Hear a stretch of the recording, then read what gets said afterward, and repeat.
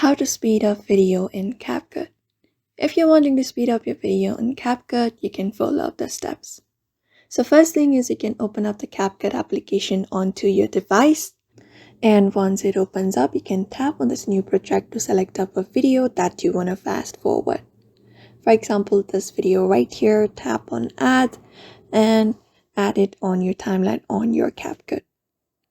Once the video is added, you should be finding this interface on your screen. So once you do that, you can tap on the video to select it. You should be finding white borders beside it to find out it is selected. So once you select it, in the bottom you should be getting different editing options. You can locate the option that says speed.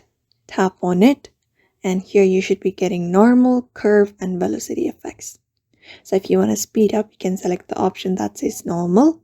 After that, here you will be given option 2x, 5x, 10x depending upon your video, your speed. After that, place it on any speed you want. Click on write, and when you play the video, you should be finding the video being sped up. So that is it for now. That is how you basically make the changes on speed by using Capcut. So I hope this video was helpful, and thank you for watching this video.